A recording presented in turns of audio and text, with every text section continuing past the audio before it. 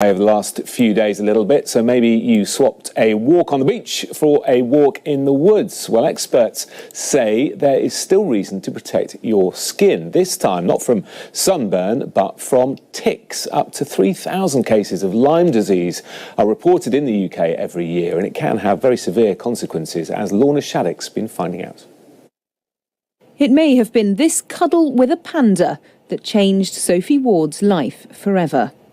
Back in 2008, the champion swimmer enjoyed a family trip to Beijing to watch the Olympics.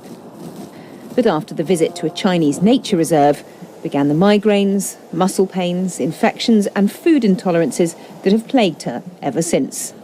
Only a decade later have doctors finally diagnosed Sophie with Lyme disease, probably given to her by a tick on the panda. One day you way up and the next minute you can't get out of bed and you're bedridden, and it makes it very, very difficult to live. You can't make plans, social events and activities have to be sort of scaled down to a couple of hours because they tire you out so quickly. And at 24, you know, you think, oh, I can travel the world, I should be going out partying, and you can't hack it. One of the most common symptoms of Lyme disease is a pink or red circular bullseye rash, like this, around the bite area. It's imperative that you catch it quickly. My symptoms were pretty obvious. I had one of those rashes on my back, and you get blood tested, and it came back as positive. But the speed in which I was diagnosed was crucial. Experts say you should take particular care to check for ticks after you've been walking in long grass or wooded areas like this, as well as urban parks and gardens. And they're particularly keen to raise awareness because in the largest survey of UK ticks and tick-borne diseases, they looked at over 12,000 dogs and found around a third of them were carrying a tick. But 47% of dog owners didn't know that ticks carry diseases that can be passed on to both animals and humans.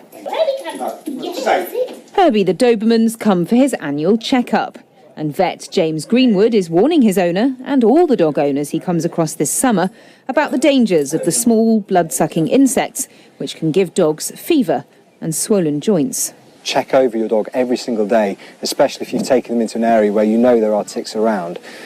So checking over their fur, looking between their paws, around their ears, that's the first thing to do. And if you do find a tick, the key then is to remove it safely and effectively.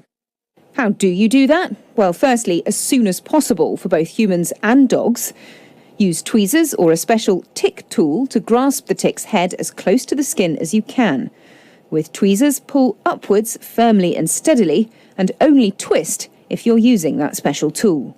Don't squeeze the tick's body, and dispose of it afterwards in alcohol.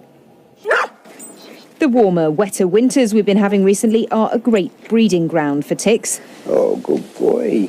So whether it be your dog or yourself, checking for those tiny but potentially life-changing parasites could make all the difference.